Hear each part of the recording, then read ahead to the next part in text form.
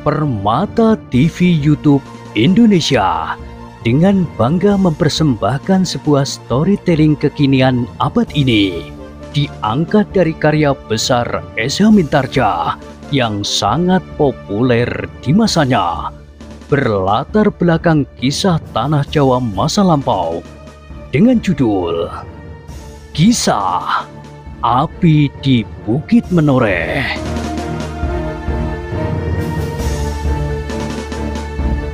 Pada kesempatan yang sangat baik ini, kita masuk pada episode yang ke-573. Selamat menikmati.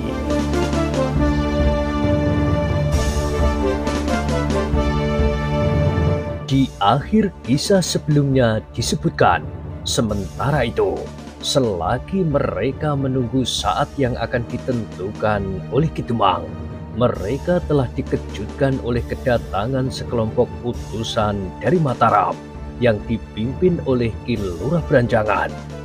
Ketika sekelompok pengawal dari Mataram itu memasuki Padukuhan Indung, beberapa orang anak muda sudah mendahului menghadap Ki Demang dan melaporkan bahwa beberapa orang dengan ciri-ciri yang mereka kenal sebagai pengawal-pengawal dari Mataram telah datang. Apakah mereka hanya sekedar singgah sejenak atau ada kepentingan yang lain? Kami tidak tahu, Ki Demang. Kami baru melihat mereka dari kejauhan. Karena itulah, maka dengan berdebar-debar Ki Demang bersama Kiai Gringsing, Ki Waskita dan Ki Sumangkar serta para bebahu yang kebetulan sedang berada di induk Kademangan itu segera menyongsong mereka ke Regol halaman. Sebenarnya lah bahwa sejenak kemudian iring-iringan itu pun telah mendekati Regol. Yang paling depan dari kelompok pengawal itu adalah Ki Lurah Branjangan. Dengan berbagai pertanyaan yang bergejolak di dalam hati, maka orang-orang Sangkal Putung itu pun menyambut tamunya dan mempersilahkan mereka naik ke pendopo. Meskipun Ki Lurah Branjangan berusaha untuk tersenyum, namun nampak bahwa ada kegelisahan yang memancar di wajahnya.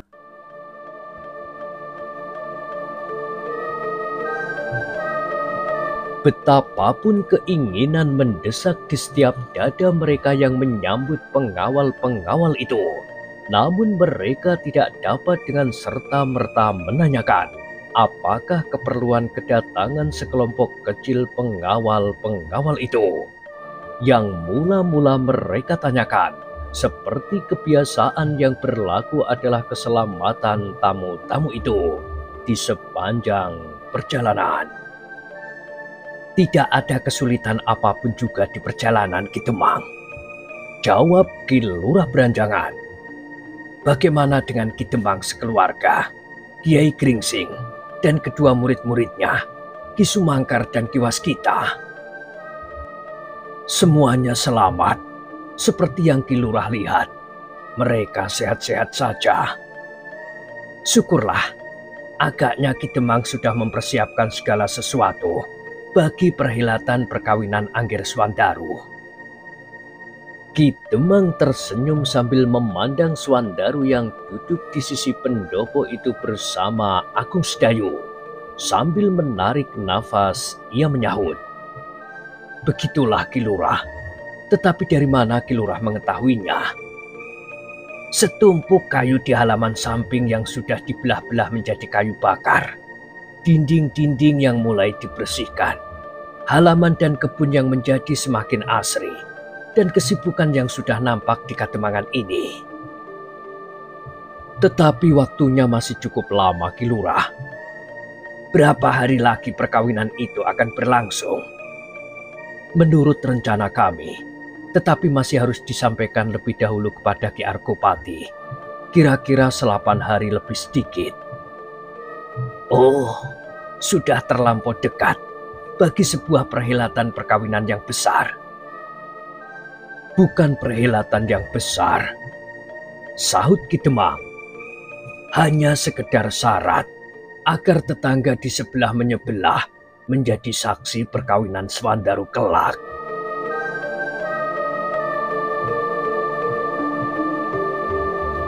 Ki Lurah Beranjangan mengangguk-angguk, tetapi agaknya ia tidak akan membicarakan masalah perkawinan Swandaru untuk seterusnya. Wajahnya yang sudah berkesan kegelisahan semakin nampak bahwa memang ada sesuatu yang akan dikatakannya. Ki Demang, berkata Ki Lurah Beranjangan kemudian, sebenarnya lah bahwa kedatangan kami membawa suatu kabar yang barangkali penting bagi Ki Demang dan tamu-tamu Ki Demang. Ki Demang mengerutkan keningnya, lalu ia pun bertanya, apakah ada sangkut pautnya dengan kademangan Sangkal Putung, Ki Lurah? Ki Lurah menggeleng, katanya, tidak ada hubungan langsung dengan kademangan Sangkal Putung. Tetapi meskipun demikian, Ki Juru Martani menganggap perlu untuk memberitahukan persoalan ini kepada Ki Demang dan tamu-tamu Ki Demang. Ki Demang termangu-mangu sejenak ketika ia memandang wajah Kiai Gringsing. Nampak wajah itu pun menjadi tegang. Nampaknya penting sekali, Ki Lurah, sehingga Ki Lurah tidak sempat menunggu minuman dan makanan dihidangkan, berkata Kiai Gringsing. Terima kasih. Tentu kami akan menunggu sampai minuman dan makanan dihidangkan. Bahkan seandainya Ki Demang menangkap beberapa ekor ayam dan disembelih. Tetapi rasa-rasanya, aku ingin menyampaikan pesan yang seolah-olah menyumbat dadaku, agar kemudian aku dapat duduk tenang dengan dada yang lapang. Kiai Gringsing pun menjadi semakin ingin mengetahui persoalan apakah yang sedang dibawa oleh Ki Lurah Beranjangan. Ki Demang, berkata Ki Lurah Beranjangan kemudian, agaknya kedatangan kami dengan sekelompok pengawal yang bersenjata lengkap seperti pergi ke medan perang telah mengejutkan Sangkal Putung. Ki Demang mengangguk sambil menjawab, ya Ki Lurah, bukan karena pengawal yang bersenjata lengkap. Karena hal itu wajar sekali dilakukan dalam keadaan yang belum mantap benar seperti sekarang ini bagi Mataram. Tetapi justru kedatangan Ki Lurah lah yang telah mengejutkan kami. Ki Lurah Beranjangan tersenyum, meskipun nampak senyumnya agak dipaksakannya karena kegelisahan. Ki Demang yang sebenarnya juga ingin segera mengetahui persoalan yang dibawa oleh Ki Lurah itu pun kemudian bertanya, apakah sebenarnya persoalan itu, Ki Lurah? Ki Lurah Beranjangan menarik nafas, wajahnya yang gelisah menjadi semakin bersungguh-sungguh, dan di luar sadarnya, ia memandang Kiai Gringsing sambil berkata, Kiai, berita ini akan terasa sangat penting bagi Kiai. Aku? Bertanya Kiai Gringsing.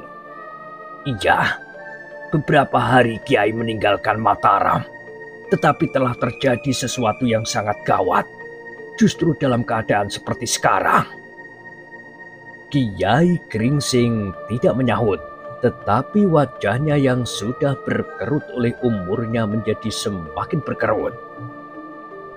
Kiai, sepeninggal Kiai, Mataram telah mengalami bencana. Sebenarnya bencana. Kiai Gringsing yang bertanya-tanya di dalam hati itu pun masih juga terperanjat mendengar keterangan itu. Tetapi ia masih menahan diri dan membiarkan Ki Lurah Beranjangan berkata seterusnya.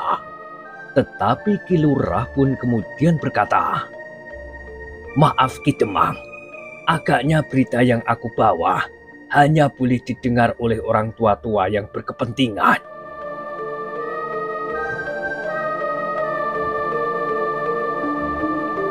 Kata-kata Ki Lurah itu pun menjadi semakin menggelisahkan hati. Karena itu, Maka Ki Demang pun kemudian berkata kepada bebahunya yang ada di pendopo itu, "Maaf, tinggalkan pendopo ini. Agaknya memang ada sesuatu yang penting, tetapi jangan pergi terlampau jauh." Bebahu Sangkal Putung yang ada di pendopo itu saling berpandangan sejenak. Namun mereka harus tunduk kepada Ki Demang yang minta mereka meninggalkan pendopo itu.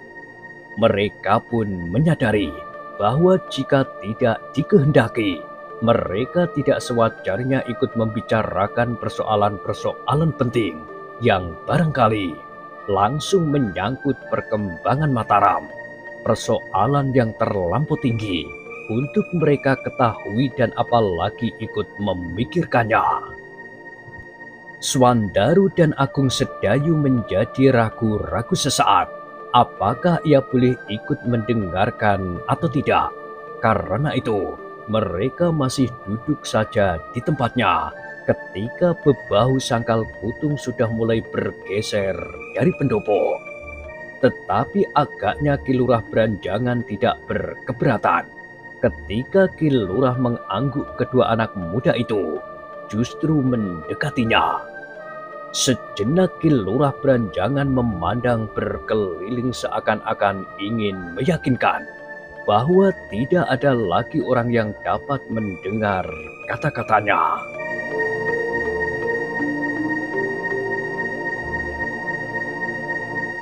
"Silahkan Ki Lurah," berkata Kiai Gringsing yang agaknya didesak oleh keinginannya untuk mengetahui persoalan yang dibawa oleh Ki Lurah Branjangan itu.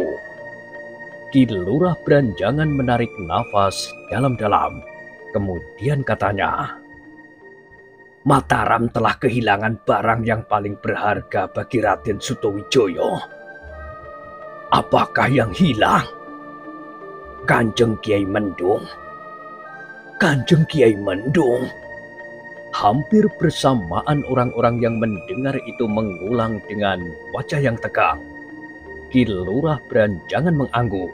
Sekali lagi ia memandang berkeliling, seakan-akan ia masih belum yakin bahwa tidak ada orang lain yang mendengarnya. "Bahkan lebih dari itu," desisnya kemudian. "Apalagi?" bertanya Kiai Gringsing. "Kanjeng Kiai Pleret." Setiap dada terguncang mendengar jawaban itu, sehingga justru sesaat mereka diam membeku. "Keduanya hilang dalam satu saat." "Kapan?" bertanya Kiai Gringsing dengan nada yang dalam. "Semalam, baru semalam." "Apakah Ki Juru Martani tidak ada di Mataram?" bertanya Ki Waskita. "Ada, tetapi ia tidak kuasa mencegahnya." "Bagaimana mungkin?" potong Ki Sumangkar. "Di Mataram ada Ki Juru Martani, Raden Sutawijaya, Ki Lurah dan pengawal-pengawal yang sudah memiliki kemampuan dan tata gerak seperti prajurit yang sebenarnya. Karena sebagian dari mereka pun pernah menjadi prajurit."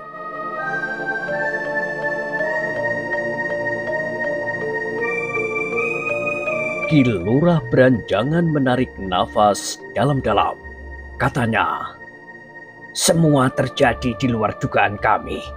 Agaknya sekelompok orang-orang jahat telah dengan cermat mengamati keadaan sejak sebelum Ki Gede Pemanahan wafat." Terdengar Kiai Gringsing berdesis, namun ia tidak berkata apapun juga. Meskipun demikian, nampak wajahnya menjadi semakin tegang. "Kiai," berkata Ki Lurah Branjangan selanjutnya, "tetapi dalam hal ini Ki Juru berpesan agar kehilangan itu dirahasiakan. Mataram akan kehilangan arti perkembangannya tanpa kedua pusaka itu. Selebihnya, Raden Sutawijaya dan Ki Juru Martani menjadi sangat takut jika Kanjeng Sultan Dipajang menjadi sangat marah. dan mengambil langkah-langkah yang dapat mematahkan sama sekali pertumbuhan Mataram.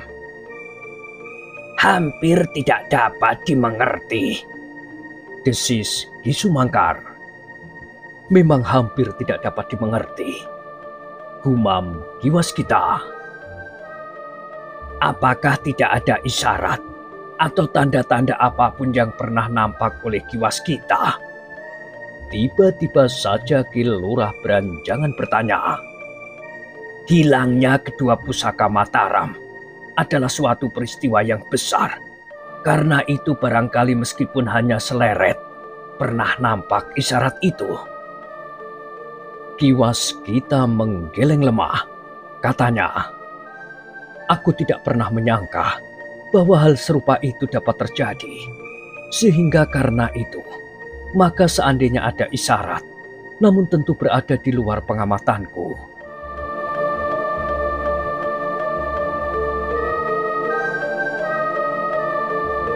Meskipun demikian, barangkali tanda-tanda itu ada.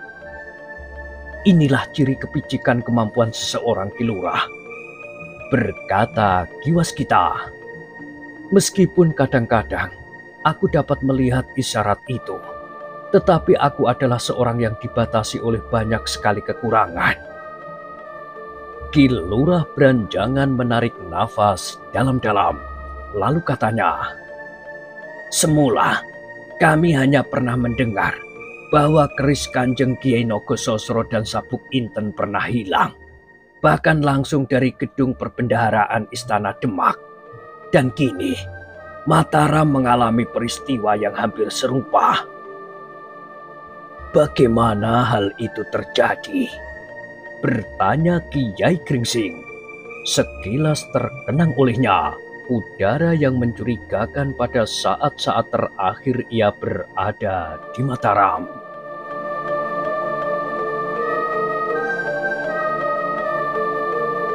Tentu ada hubungannya dengan hilangnya pusaka-pusaka itu, berkata Kiai Gringsing di malam harinya. Ki Lurah Beranjangan menarik nafas dalam-dalam. Katanya, sesuatu telah terjadi semalam. Udara di Mataram bagaikan ditaburi dengan racun.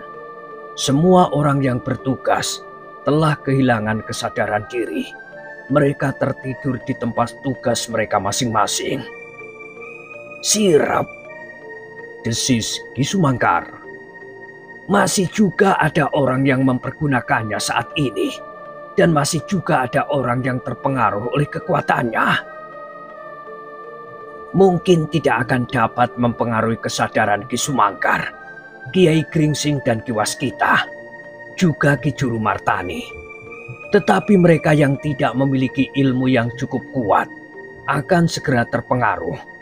Aku tidak tahu kenapa saat itu aku pun hampir kehilangan kesadaran. Juga Raden Sutowijoyo.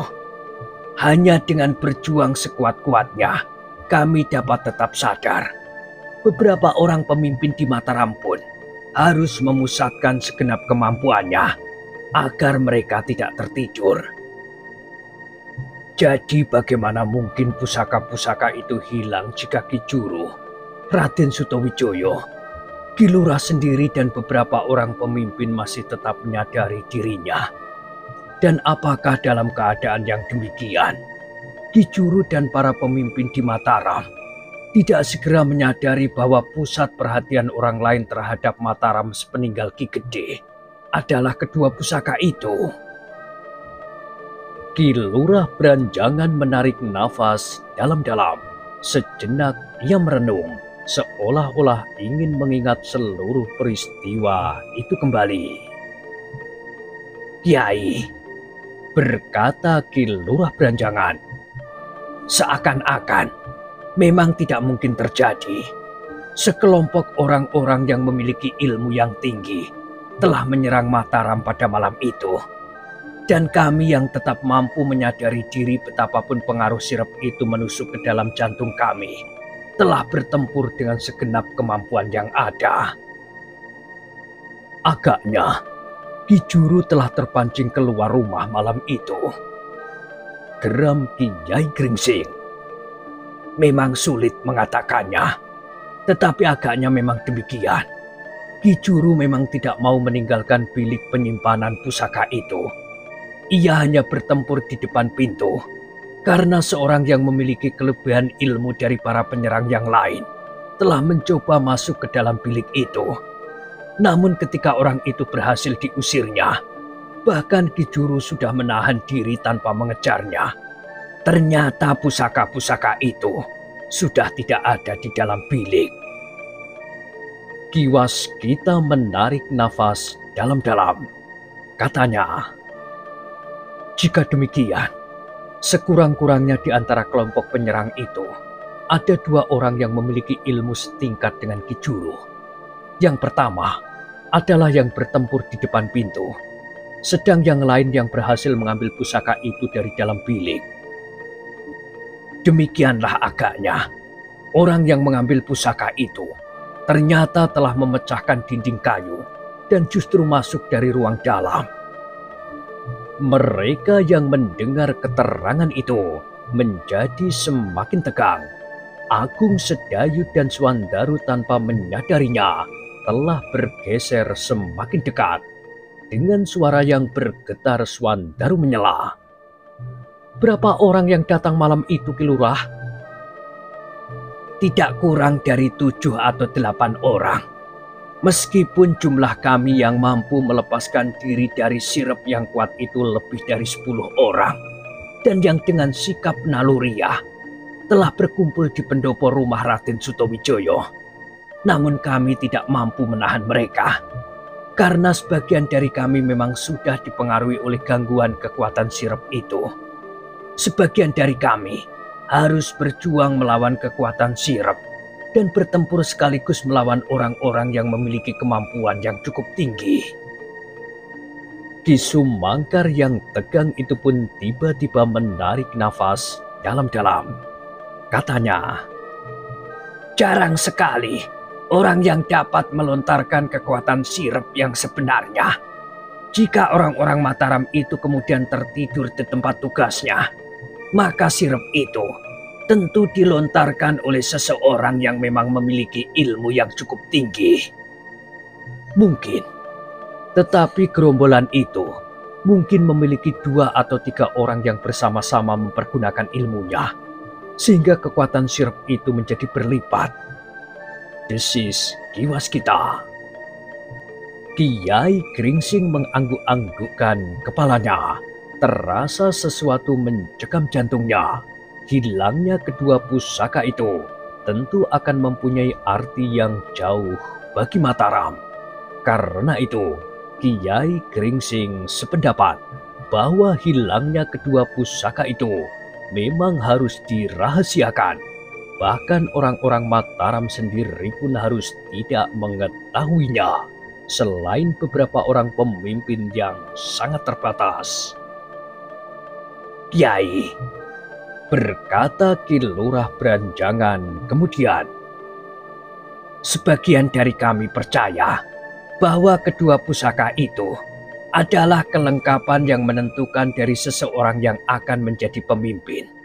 Bahkan ada di antara kami, dan barangkali juga beberapa pihak yang percaya bahwa siapa yang dapat memiliki Kanjeng Kiai Pleret dan Kanjeng Kiai Mendung akan dapat menjadi raja yang besar, meskipun masih harus dilengkapi dengan pusaka-pusaka yang lain, terutama Kanjeng Kiai Sangkelat."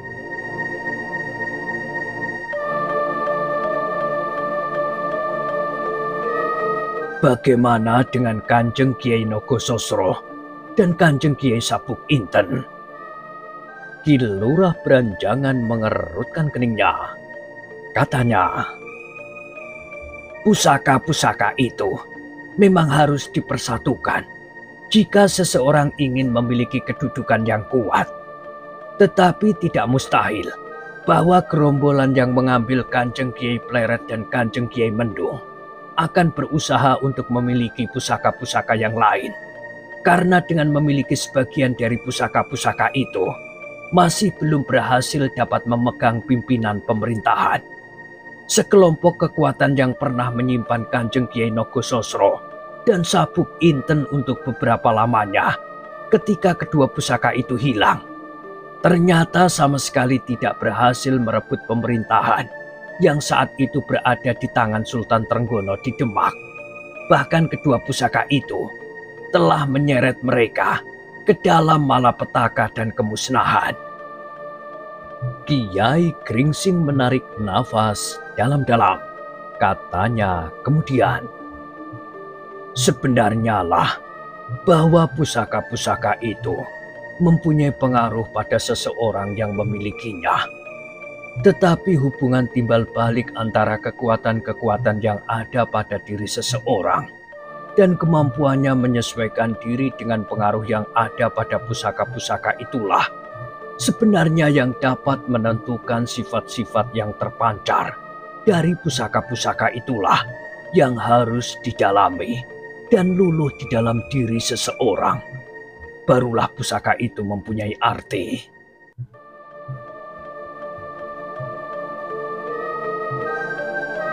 Ki Lurah Beranjangan mengerutkan keningnya.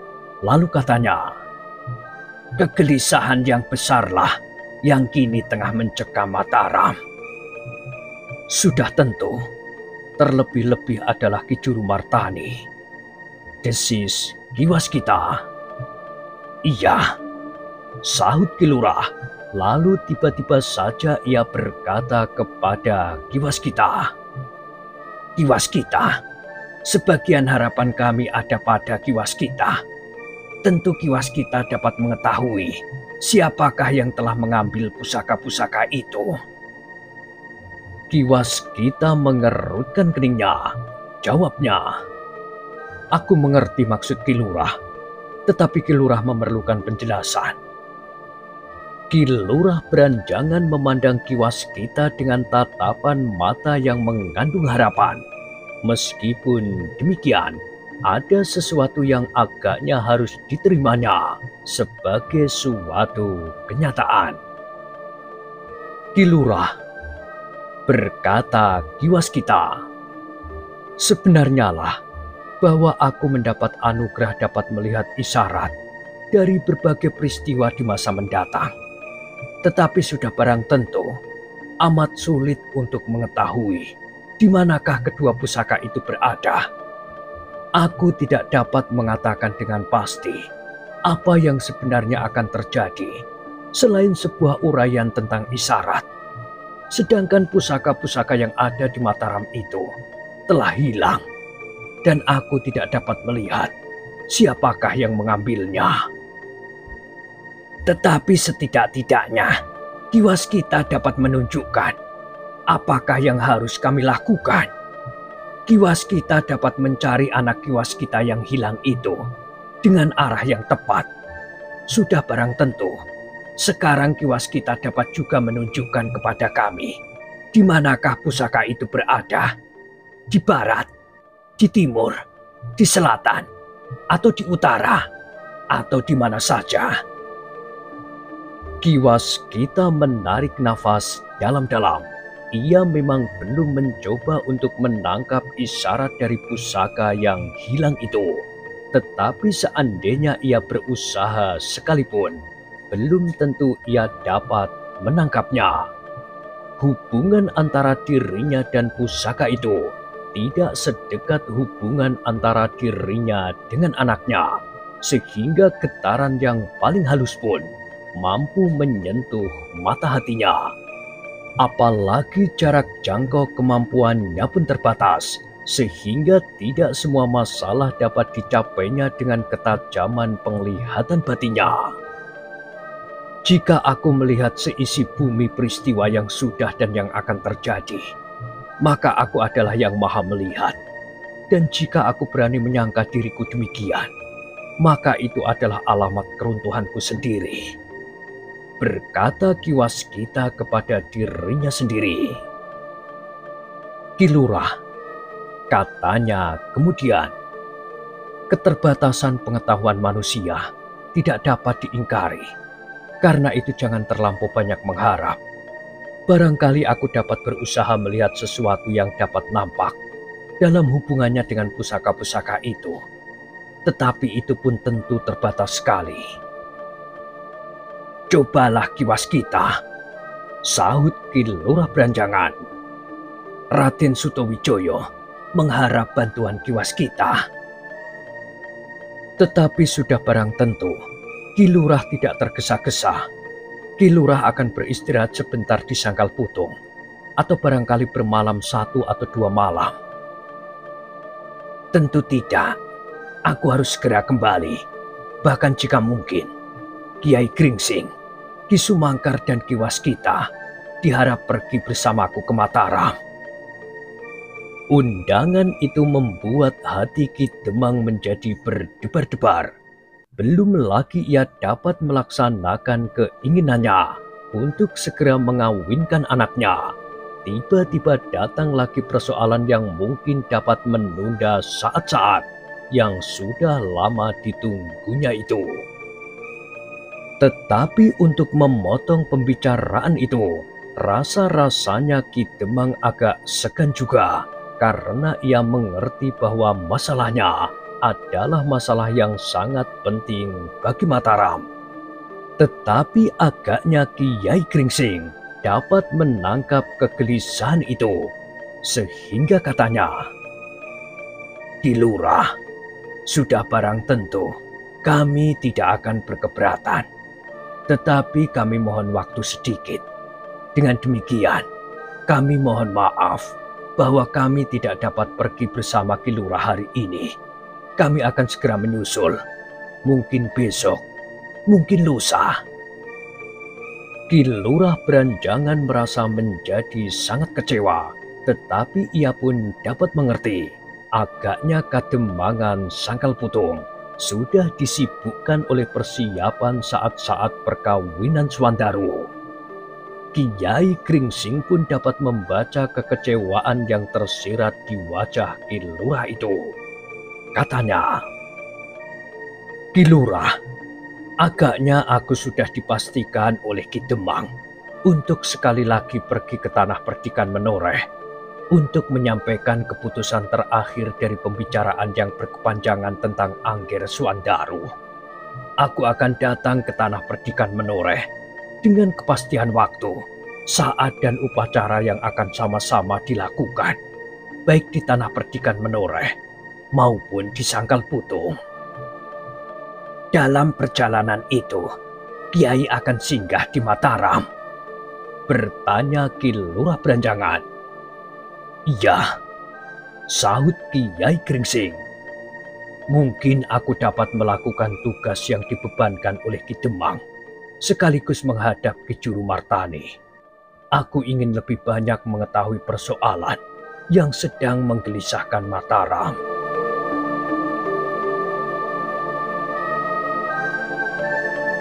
Ki Lurah Branjangan mengangguk-angguk, namun kemudian ia bergeser maju. Sekali lagi ia memandang berkeliling. Dilihatnya di regul halaman, beberapa orang bebahu dan pengawal sedang bercakap-cakap. "Kiai," berkata Ki Lurah Branjangan, "ada sesuatu yang harus aku tunjukkan kepada Kiai. Kecuali isyarat yang kami harapkan dapat dilihat oleh Ki Waskita, maka barangkali pertanda yang kami ketemukan setelah terjadi pertempuran di pintu bilik pusaka itu dapat memberikan sedikit petunjuk." Kiai Gringsing menjadi semakin tegang, bahkan ia pun bergeser setapak sambil bertanya, "Pertanda apa yang dapat kau lihat?" "Bukan saja aku lihat, tetapi diketemukan oleh Ki Juru. Sekarang tanda itu ada padaku, dan atas perintah Ki Juru, tanda itu supaya aku tunjukkan kepada Kiai." Kiai Gringsing mengangguk-angguk. Katanya, "Aku ingin sekali melihat tanda itu." Ki Lurah Branjangan pun kemudian mengambil sebuah kampil kecil dari kantung ikat pinggang kulitnya yang lebar. Kemudian kampil kecil itu pun diberikannya kepada Kiai Gringsing sambil berkata, "Kampil itulah yang diketemukan oleh Ki Juru Martani. Silahkan melihat isinya. Barangkali Kiai dapat memberikan tanggapan atas benda itu. Dengan dada yang berdebar-debar, Kiai Gringsing menerima kampil kecil itu dari tangan Ki Lurah Branjangan. Sebuah kampil dari kain berwarna putih, meskipun agaknya sudah cukup tua, sehingga menjadi kekuning-kuningan.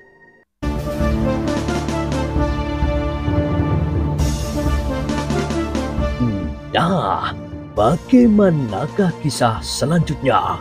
Silahkan ikuti terus kisah Api di Bukit Menoreh pada kesempatan berikutnya. Sampai jumpa.